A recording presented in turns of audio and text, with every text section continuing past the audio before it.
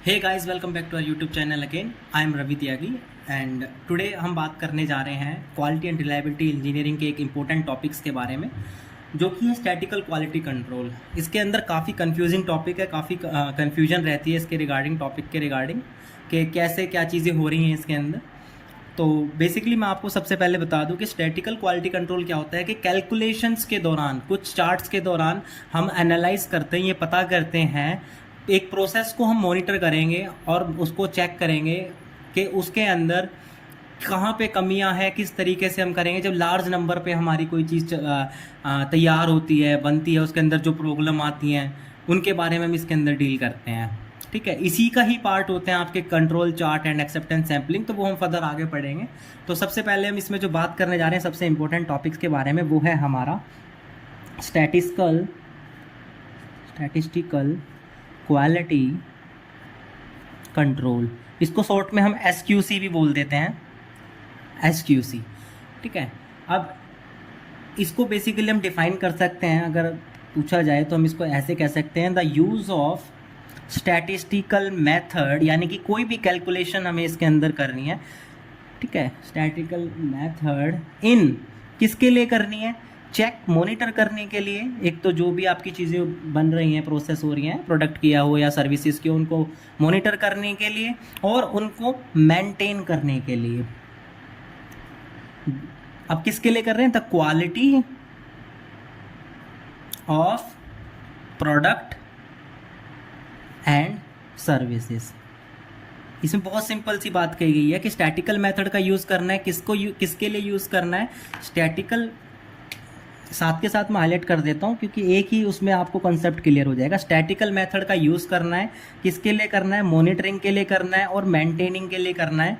ठीक है, अब क्या चीज़ मॉनिटर और मेंटेनिंग करनी है? क्वालिटी को करना है, किसकी का? प्रोडक्ट की और सर्विस की का। तो इसको हम कहते हैं स्टैटिस्टिकल क्वालिटी कंट्रोल। अब जो आपकी स्टैटिस्टिकल क्वालिटी कंट्रोल होती है, इसका एक छोटा सा हम डायग्राम पढ़ेंगे। उस डायग्राम के बेस पे पूरा आपको कंसेप्ट क्लियर हो जाएगा, आई एम डैम श्योर। तो डायग्राम जो है वो आपका इस तरीके से है कि सबसे पहले इसमें हम एक टेबल के थ्रू चलते हैं कि मेथड्स फॉर SQC, ऐसे कौन कौन से मेथड्स हैं जो हम SQC के लिए प्रेफर करते हैं। तो दो टाइप के लिए हम SQC करते हैं।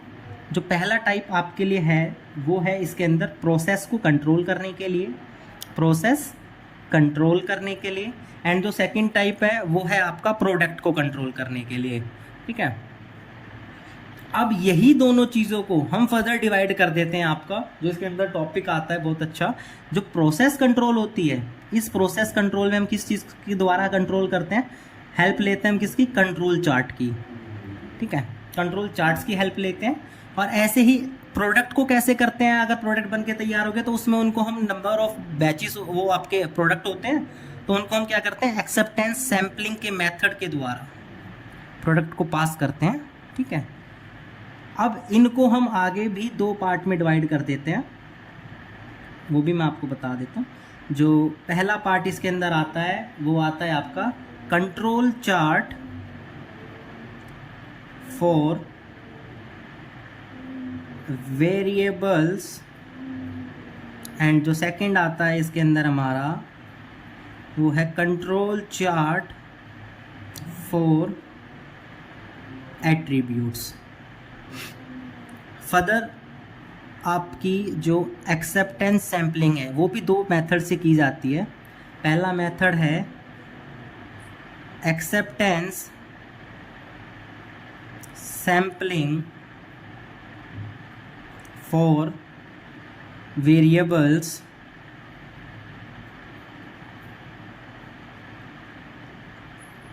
सेकंड आता है हमारा एक्सेप्टेंस सैम्पलिंग। आगे चल के मैं आपको वेरिएबल्स एंड सैम्पलिंग्स के बीच में भी डिफरेंस बताऊंगा क्योंकि इसमें भी काफ़ी कन्फ्यूजन होती है।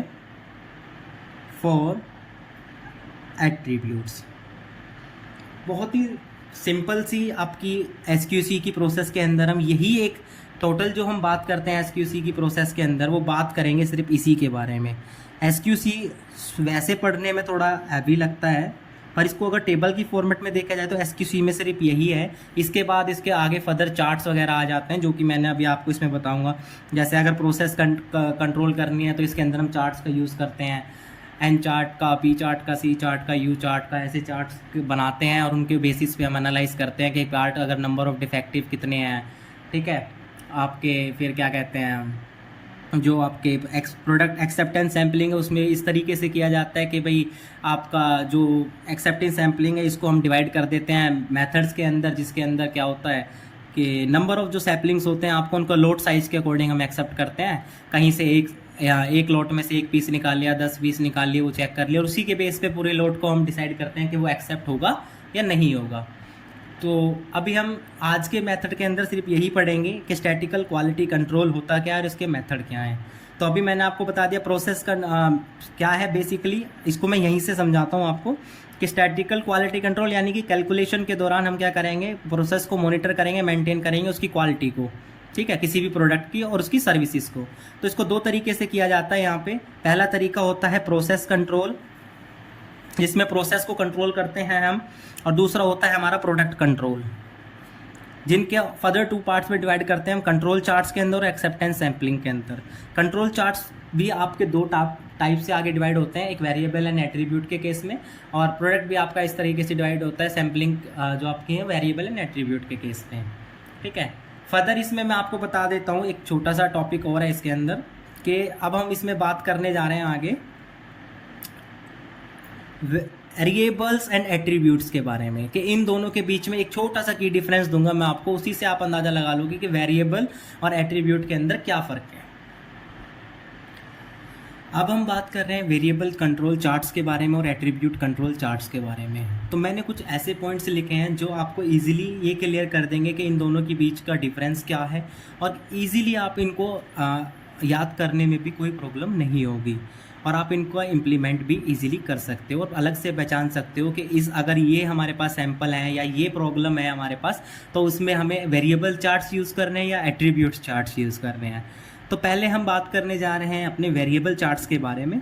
तो बेसिकली एसयूसी के अंदर हम 2 चार्ट्स का यूज़ करते हैं, एक होता है वेरिएबल कंट्रोल चार्ट, एक होता है एट्रीब्यूट कंट्रोल चार्ट। इसमें जो आपका वेरिएबल कंट्रोल चार्ट होता है, मैं आप साथ के साथ हाईलाइट करता रहूँगा, और ये लिमिटेड पॉइंट्स लिखे हैं मैंने ताकि इससे हम आगे का पूरा जान सकें। तो जो वेरिएबल कंट्रोल चार्ट्स होता है बेसिकली इसके अंदर हम क्या करते हैं कि जो डाटा होता है हमारा उसको मेज़र कर सकते हैं, ठीक है। कोई भी सपोज़ करो मेरे पास ये आपका मार्कर है, मैंने ऐसे 1000 मार्कर बनाए हैं, ठीक है, और इनको मैंने जब बनाया है तो मैं इसको मेज़र कर सकता हूँ, मैं इसका स्केल से, वर्नियर कैलिपर से इसकी लेंथ भी नाप सकता हूँ, इसकी विड्थ भी नाप सकता हूँ, ठीक है। तो ये ऐसे प्रोडक्ट जिनको हम क्या कर सकते हैं, मेज़र कर सकते हैं, ठीक है, और उनके ऊपर हम जो चार्ट बनाते हैं तो वो होते हैं वेरिएबल कंट्रोल चार्ट। दूसरा, अब इसमें हम क्या क्या मेज़र कर सकते हैं, जैसे कि लेंथ, वेट, टेम्परेचर, कुछ भी किसी भी इंस्ट्रूमेंट के द्वारा किसी भी प्रोडक्ट का कुछ भी चीज़ अगर हम मेज़र कर सकते हैं तो वो आपका कौन सा हो गया, वेरिएबल कंट्रोल चार्ट। अब इसमें क्या होता है कि ये इस चार्ट को हम क्विक डिसीजन मेकिंग चार्ट भी कहते हैं। क्विक डिसीजन मेकिंग चार्ट क्यों कहते हैं, क्योंकि इसमें हम क्या करते हैं, डिसीजन जो होता है वो बहुत क्विक लिया जा सकता है as compare to attribute charts, but इसकी जो कॉस्ट होती है वो बहुत ज़्यादा हाई होती है, ठीक है, as compare to attribute chart. And इसमें क्या होता है, क्यों होती है, क्योंकि इसके अंदर ना हम ईजिली पता कर सकते हैं क्या हमारी प्रोसेस कंट्रोल में है या नहीं है, प्रोसेस कंट्रोल में है या नहीं है, या कहाँ पे हमारी प्रोसेस में दिक्कत आ रही है। इसके बाद इसके अंदर हम जैसे इंस्ट्रूमेंट की बात करूँ तो हम इसमें जैसे स्केल की बात कर रहा था, स्केल की यूज़ कर सकते हैं मेजरिंग के लिए, वर्नियर कैलिपर का, माइक्रोमीटर का, एनी मेजरिंग इंस्ट्रूमेंट। बाकी इसका जो एग्जाम्पल होगा, मोस्ट इंपॉर्टेंट थिंग, इसका एग्जाम्पल में कौन कौन से चार्ट आ गए, जैसे कि आपका हो गया पी चार्ट, एनपी चार्ट, सी चार्ट, ऐसे कुछ चार्ट हैं जिनको हम कहाँ बनाते हैं, वेरिएबल कंट्रोल चार्ट के अंदर। इसमें क्या होता है कि एक सैंपल से अगर हम एक प्रोडक्ट का, कोई भी एक प्रोडक्ट है हमारा सिंगल प्रोडक्ट का, उसके लिए हम सिंगल ही चार्ट प्रिपेयर करेंगे, मतलब एक ही चार्ट प्रिपेयर होगा उसके लिए। अब बात करते हैं आपका एट्रीब्यूट कंट्रोल चार्ट के बारे में। इसके अंदर क्या है कि जैसे अब मैंने क्या करा कि मैंने अब जो ये पेन है, इस पेन की जो निप है, ऐसी निप की 1 लाख निप बनवाई है, ठीक है, अब 1 लाख की 1 लाख निप को चेक करना तो पॉसिबल नहीं है, हर किसी को मेजर भी नहीं किया जा सकता, और करेंगे तो काफ़ी लंबा प्रोसेस हो जाएगा। लेकिन कॉन्टिन्यूस प्लांट में ऐसा कुछ होता नहीं है जहाँ पे कॉन्टिन्यूस प्रोडक्शन चलती है कंपनी के अंदर।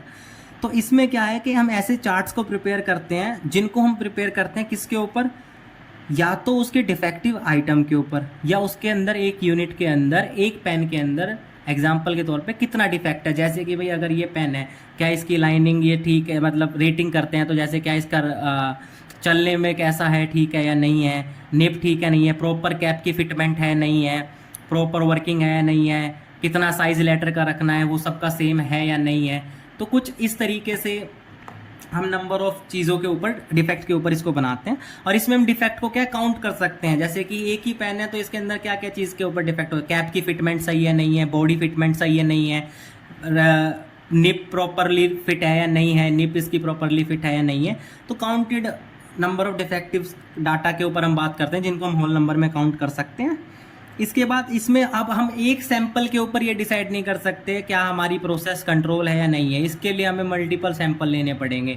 इस पे तो एक ही सैंपल पे हम चार्ट बना सकते हैं, वेरिएबल के अंदर एक ही सैंपल ले लेंगे, इसी के ऊपर पूरा चार्ट बना देंगे। लेकिन इसके अंदर तो एक सैंपल पे चार्ट बनेगा ही नहीं, क्योंकि प्रोसेस हमें दिखानी पड़ेगी 2-3 सैंपल लेके चेक करके। उसके बाद इसमें यह है कि अब जो हमारा एट्रीब्यूट कंट्रोल चार्ट है, एट्रीब्यूट कंट्रोल चार्ट है, इसके अंदर क्या होता है कि भाई आपका हम गेजेस का यूज करते हैं। जैसे हम, आपने देखा होगा पास और फेल का यूज करते हैं, जिसमें क्या होता है कि इसको हम, जैसे ये कैप टाइप की एक पहले से हमारे पास डाई बनी रहेगी, उसके अंदर ऐसे पेन को डालेंगे, चला गया तो पास फिट आ गया, नहीं गया मतलब लूज रहा तो देन क्या है, फेल। सीधा ऐसे गेजेस का यूज करते हैं, पास एंड फेल का, जिसको गो और नो गो के नाम से भी बोलते हैं हम। और इसके अंदर जो हमारा मेनली इंस्ट्रूमेंट यूज किया जाता है वो बेसिकली होती हैं 5 सेंसेस। हाँ, उसकी लुक कैसी है, हम अपने 5 सेंसेस का यूज़ करते हैं और ऐसे गेजेस का यूज़ करते हैं जो आपके कंपोनेंट की फिटमेंट के लिए काम आए। तो these were the major difference between the attribute and variable control charts. So further जो हमारा नेक्स्ट टॉपिक आता है एक्सेप्टेंस सैम्पलिंग के बारे में, उसमें हम वीडियो की सीरीज़ में कंटिन्यूस बात करते रहेंगे आगे।